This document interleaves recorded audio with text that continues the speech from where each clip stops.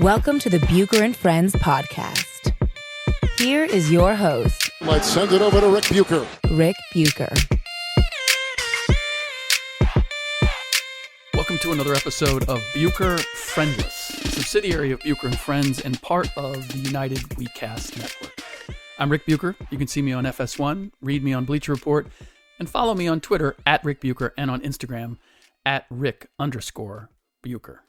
We're coming out a little bit late as a result of the holiday weekend. The holiday weekend affording me the opportunity to do something that I rarely get to do, which is I watched a movie, Rocket Man, the Elton John biopic.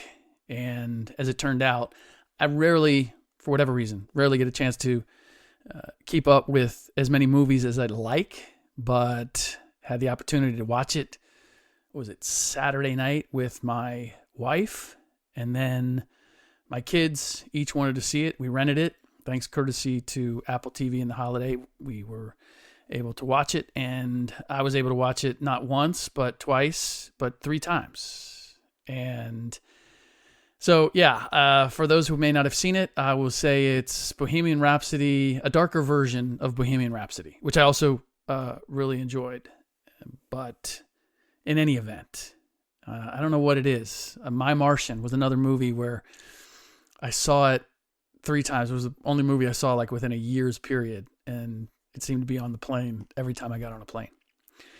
Anyway, I didn't plan on necessarily talking about Rocket Man.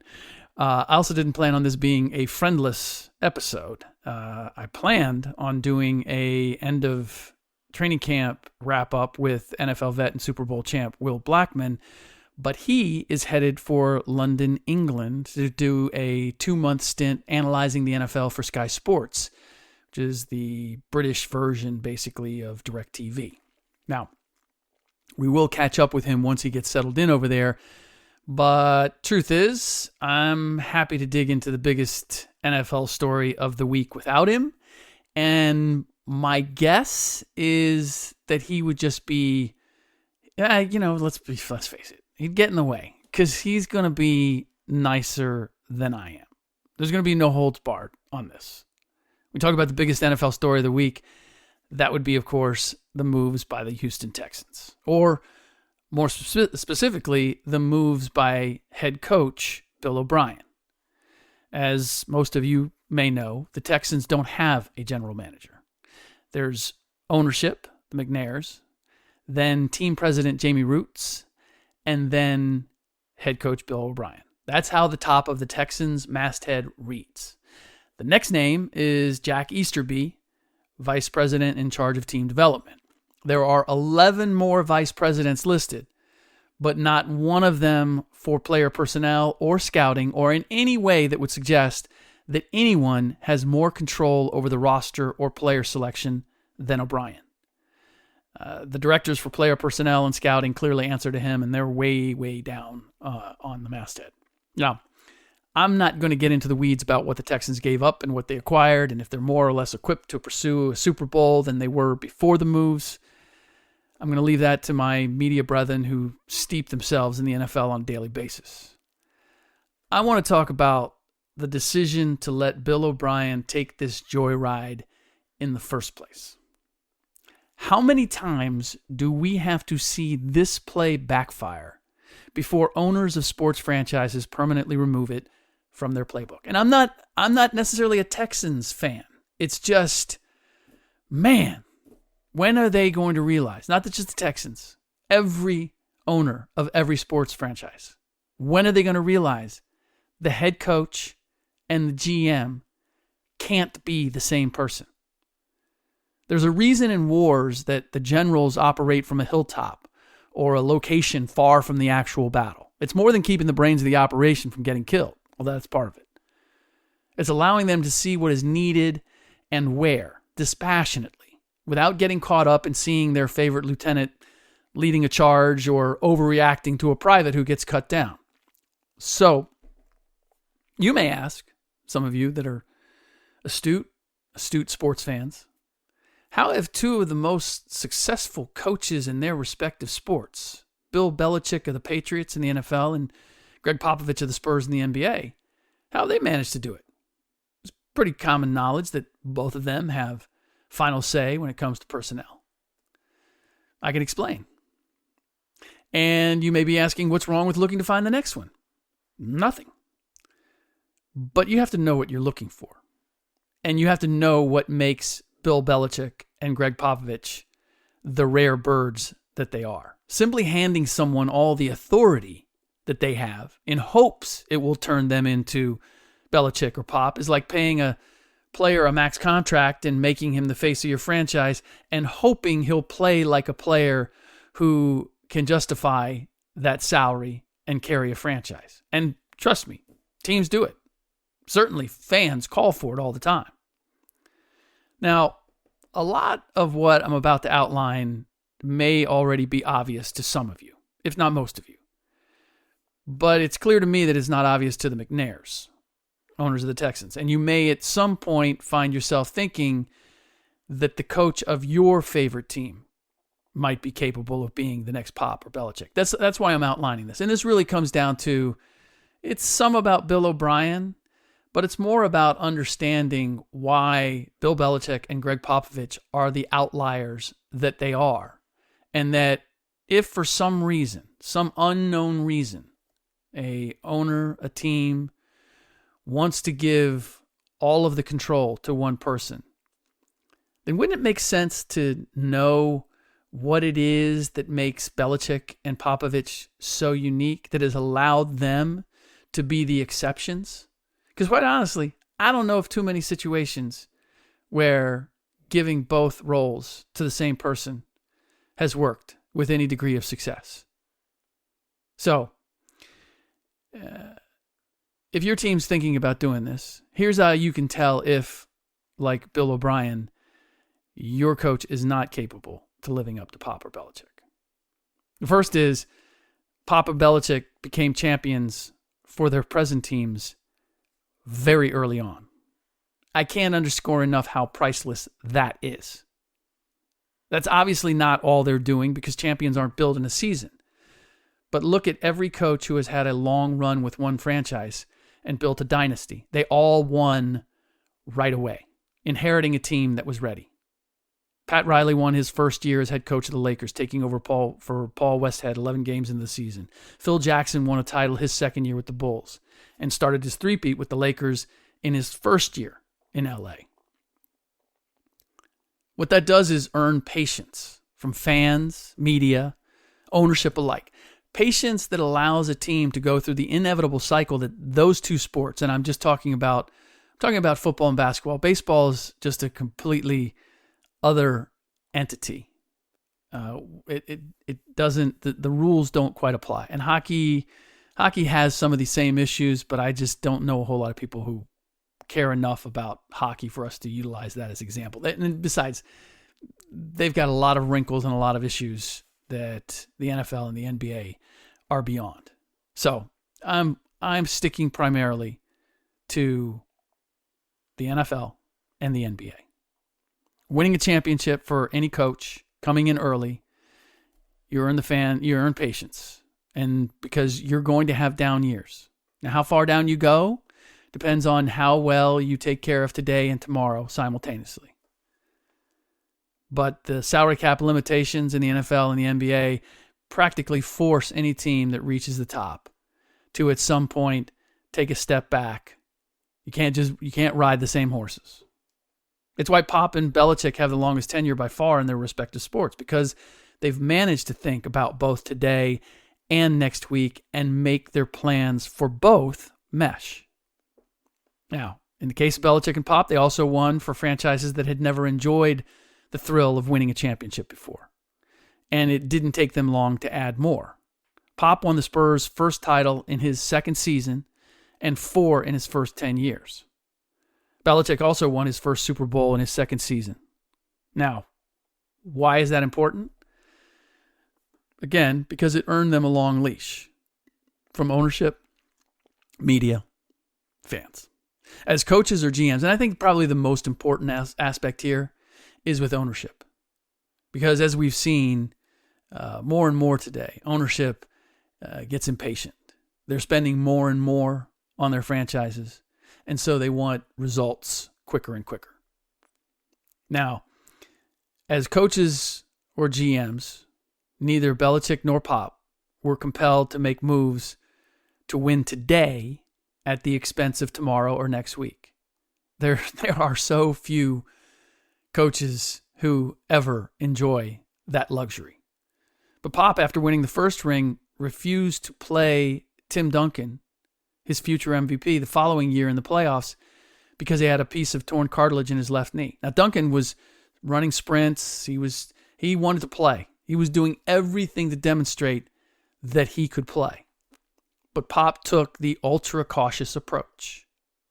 I don't know if he could have done that if he hadn't won a ring the year before. Maybe. But it certainly made it easier.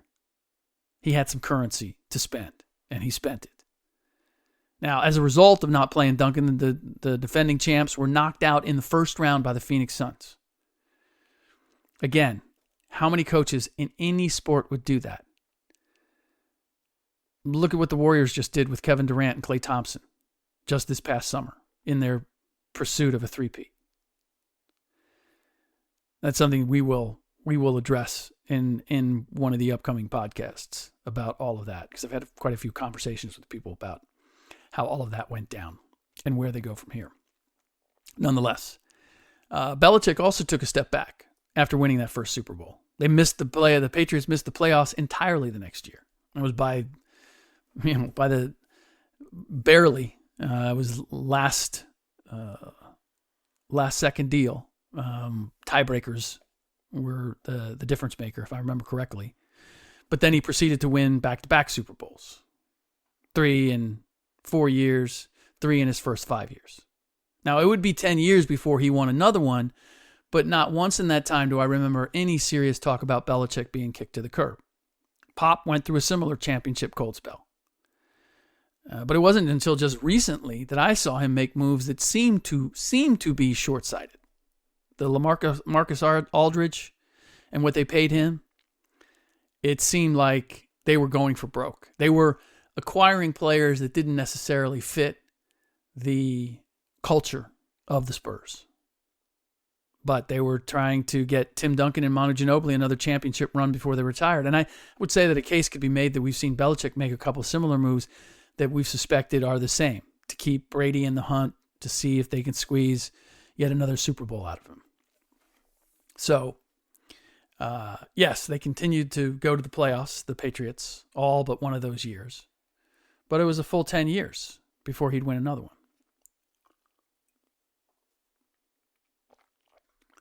Before I go on, I want to mention our friends at the Republic Jet Center. There's a reason you choose to fly privately into the New York metro area, and that's to avoid delays. Now, when flying into New York City, Republic Jet Center in Farmingdale, New York, should be your only choice. Don't get caught up in delays flying into Teterboro or White Plains. I know those are the popular destinations or the popular airports, private airports in the area. But as a result, the advantages that you get from flying private are no longer advantages. The flights going in and out of those places are stacked up. So not only can you land and take off on time without issue at Republic Jet Center, but getting to the city is as quick as a 12-minute helicopter ride. 25, 30 minutes at the most if you take a private car. All of which their white glove concierge service, whether it's helicopter or the car, will gladly arrange while you chill in their brand new 100,000 square foot facility. It's so big, I can't believe it.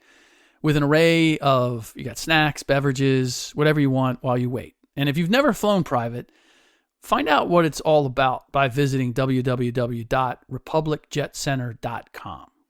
It may just be worth your while. And for those who already are part of the private jet set, mention this ad and RJC will provide a discount on your refueling costs. All right, here's another vital ingredient Belichick and Pop share.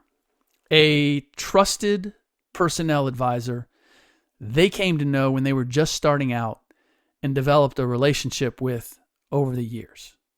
For Pop, it was R.C. Buford, who we met while he was working as an assistant coach under Larry Brown, both of them at the time. RC was already there. Pop came in for a year and worked as an assistant coach in the University of Kansas program under Larry Brown. And then Pop took all that back to his other job, which was head coach at Pomona Pitzer. For Belichick, it was Scott Pioli, who was a college student at Central Connecticut, driving down to New York Giants practices when Belichick was their defensive coordinator. It's a little bit, I don't know if I'm being indulgent here, but it's a little bit like my current podcast producer, John Libby. I met him when I was doing a radio show in San Francisco a few years back. He was the producer actually on another show. I saw how he worked. I saw the ideas. I saw the energy. And I said to myself, if I ever start my own enterprise, I'm going to hire John. I want him to be a part of it. There were no politics involved. There was no looking at a resume. There's no, trying to find somebody who fits. It was, I like the way this guy works. And I tend to believe, my understanding or my belief is that Belichick with Pioli and Pop with Buford, it was the same thing. Like, it was at a time where you're getting to know somebody and you're getting to know who they are, not necessarily what they do.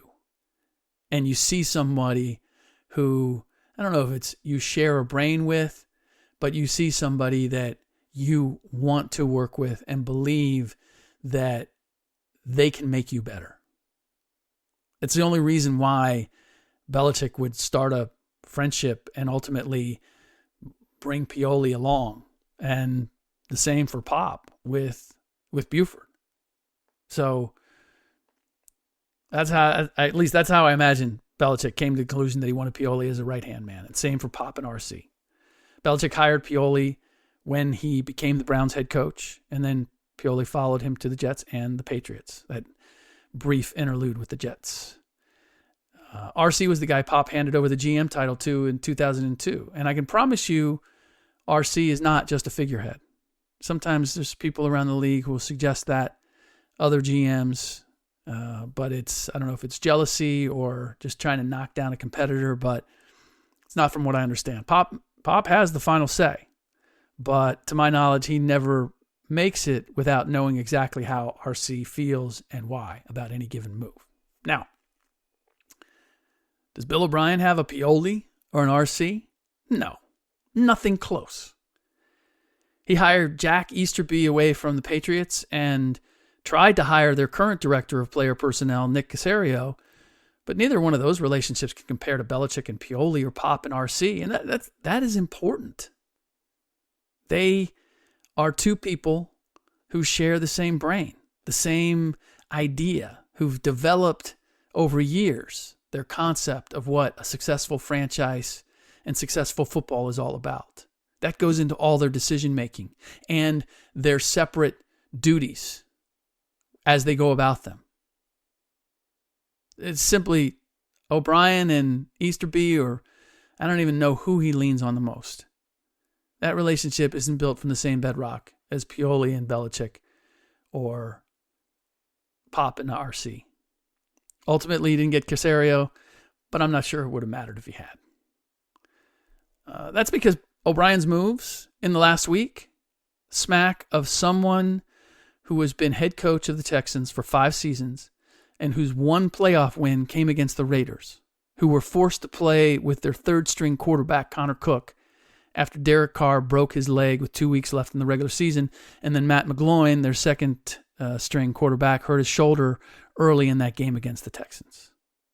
Now, no coach or GM confident he's going to be around trades 2 first-round picks and a second-rounder for left tackle Laramie Tunsil and wide receiver Kenny Stills. You don't even have to know anything about Laramie Tunsil. He plays left tackle, so he must be pretty important, and if you're giving that much up, he must be pretty good. And wide receiver Kenny Stills. Okay? Wide receiver? All right. In this day and age, quality wide receiver can be value. All that said, I don't care how good these guys are. And Tunsil's very good. 2 first-round picks and a second-rounder. The smell of desperation is enough to make your eyes water. Yes, Tunsil is a great left tackle and should be a mainstay for years protecting Deshaun Watson's backside. I get that. But taking Stills is ridding the Dolphins of someone who appeared to have fallen out of favor, both for his political stance and because he just hasn't been playing very well. If anything, the Dolphins should have been giving the Texans something compensatory for taking Stills. Here's the other part. Tunsil also arrives looking for a mega contract, and all the leverage in the world comes with him now because O'Brien gave up so much to get him. Now, if O'Brien took all that into consideration, then I need to hear the explanation as to why he did it anyway. Pop and Belichick have made their share of trades over the years that had people scratching their heads too at the time. Trades that later often live down that criticism, but not always. But you know what they've never done? They've never given away leverage or painted themselves into an expensive corner. They've never done that. If they made a move that was questioned, it was because it saved them money by moving someone looking for a big payday. And the question was, but how are they going to replace him? Or if they moved somebody who didn't fit their culture. People will question, well, yeah, but that's an awful lot of talent just for culture. All of which, you think Kenny Stills fits the Texans' culture? The McNairs had no reason to believe O'Brien could run the whole show because he never has, save for the 2 seasons at Penn State while all the turmoil was going on around Sandusky. Pop was the head coach at Pomona Pitzer for 9 seasons. And laugh if you want, but he led them to their first ever conference title. And at a small school like that, I guarantee you he wore a lot of hats. I believe it's the same when it comes to winning championships. The guys who have the tenacity to lead championship teams at the professional level, generally they've found a way to do it at lower levels. They've won their state high school championship. They played. College gets a little. You're relying on more people beyond your own abilities, especially when it comes to college football. So there's an exception there, but generally, as a player or a coach, somewhere along the line, they've demonstrated that they know what the formula is to be the best at whoever they're competing against. And O'Brien hasn't demonstrated that. Even with Belichick had 5 seasons as head coach of the Browns to figure out what works and what doesn't. All with Pioli, by the way, learning right along with him. And the value, as I've said, in that shared experience is immense. By the way, have you looked at the Patriots' current official masthead? I described the Texans earlier with a dozen vice presidents. This is what I love about the Patriots. They are so consistent. And this can't all be Belichick. Again, there has to be a shared thought process with the Crafts. But on their official masthead, the Patriots' official masthead, under front office, it lists owner Rob Kraft, his son Jonathan, who's the team president, then Caserio, who's director of player personnel. That's it. No mention of Bill Belichick when it comes to the front office. Not on the official Patriots masthead. Now, there's another listing on the interwebs that has Belichick both as head coach and GM. And there is a different masthead for the coaching staff. And Bill obviously is at the top of that. So, but even in the other listing that has Belichick both as head coach and GM, it doesn't have Belichick head coach / GM. It's got him listed as the head coach in one place and the GM in another place. In any case, there's no question that Belichick has the final say on personnel decisions. We all know that. But this is what you have to understand about both Belichick and Popovich that gets lost both in the clamor about their success as well as their flinty attitude toward the media a good deal of the time. And this is going to sound funny when you think about how they respond to certain questions from the media, but there is an immense humility with both of them. Now, there's a fine line between believing you can always find a way to win and believing you're supposed to win. But it's an important one. It's the difference between being arrogant and relentless. And if they answer questions from the media and they come off as arrogant,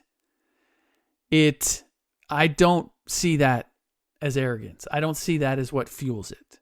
It's simply they're not going to humor questions or thought processes that don't fit with the way they think. They don't have the time for it. Again, they're wearing two hats.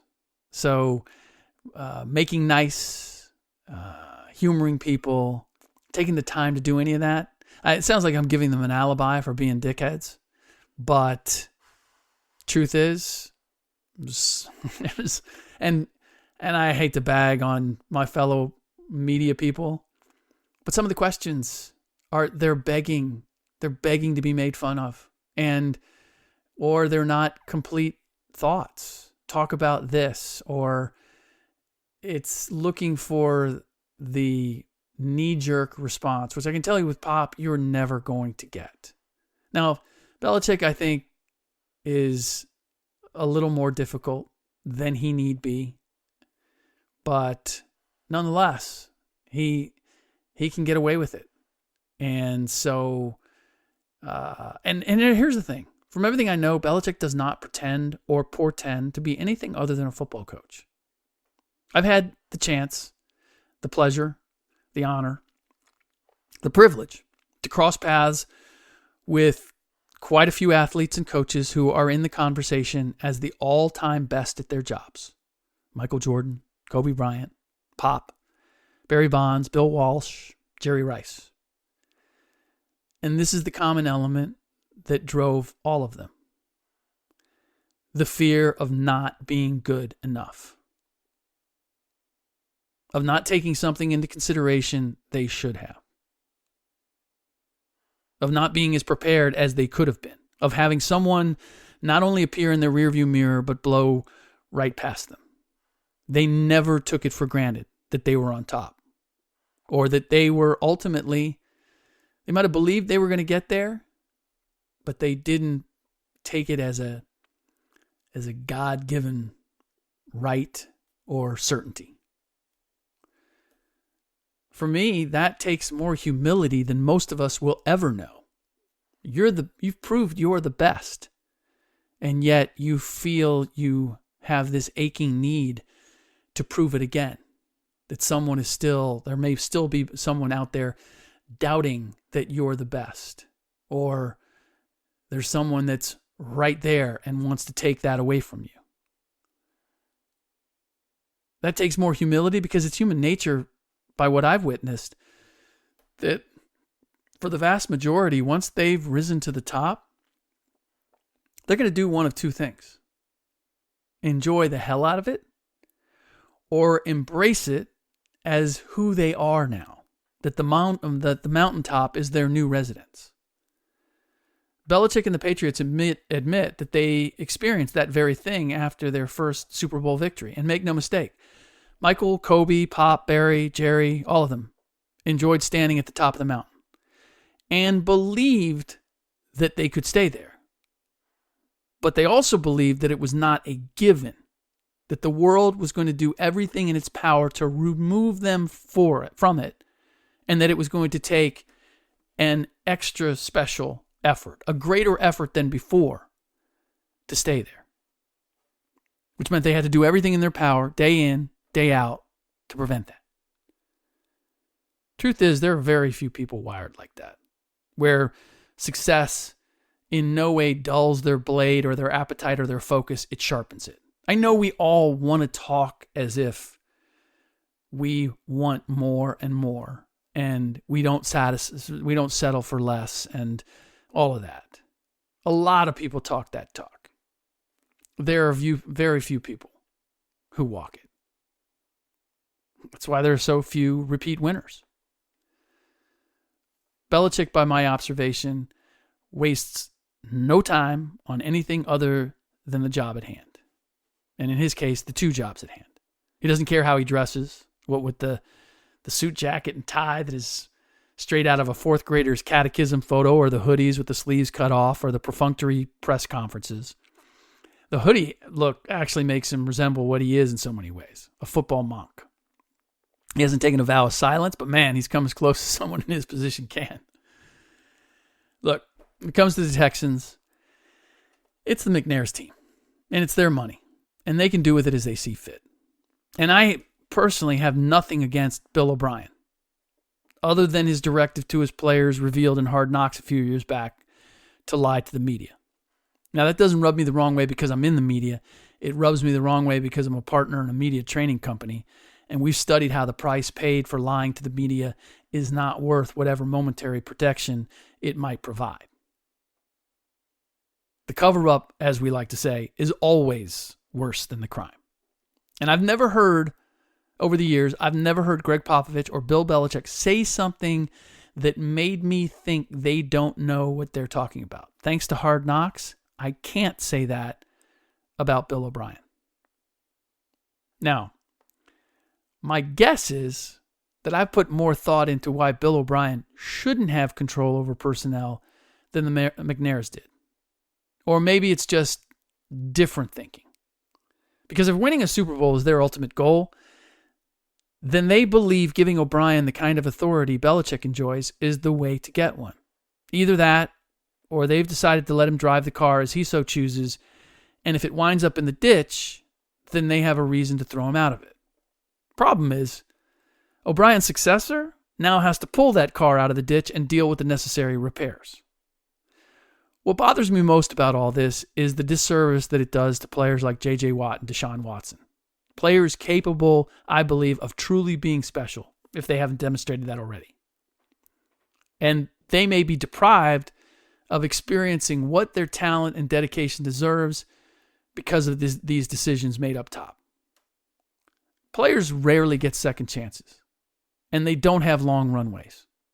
If the McNairs truly understood what they have in those players, I'd like to think they would have given their front office structure a bit more thought, or their front office oversight.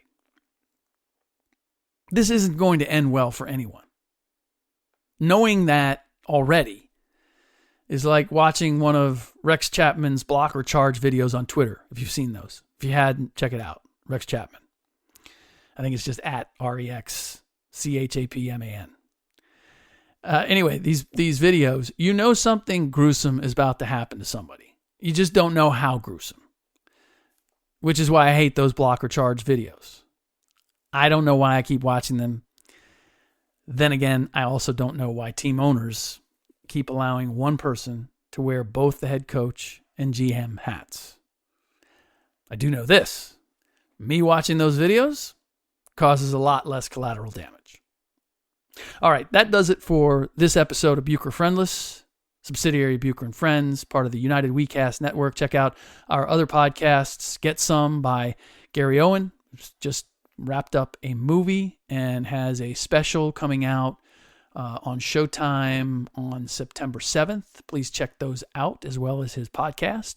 And Age Groupies has to do with middle-aged endurance athletes. Doesn't that's got to whet your appetite. No, you should check it out. Seriously. It's very fascinating how people do endurance sports and live a normal life, which our two hosts indeed do, or at least allegedly. All right. In the next podcast will be another Bucher Friendless. Team USA knocked off Czechoslovakia in their first game.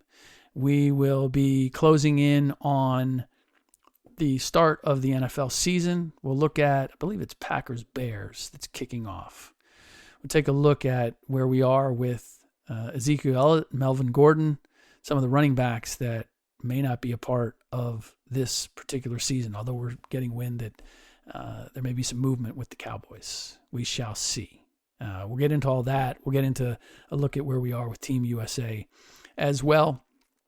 And I don't know if you guys saw, but there's a reason why the competition is stiffened, and it's not just because of the team that we're putting out there. Again, we'll discuss all that in the next podcast. Don't forget, please review the show on iTunes or wherever you get your podcasts. And then if you want to be eligible for prizes, screenshot that review, whatever it is, 5 stars, 1 star, leave a comment, no comment. We do appreciate knowing how we're doing, but screenshot that and send it to @BucherFriends, and you will be eligible to win gifts from us. All right, that does it. As always, in the meantime, thanks for listening.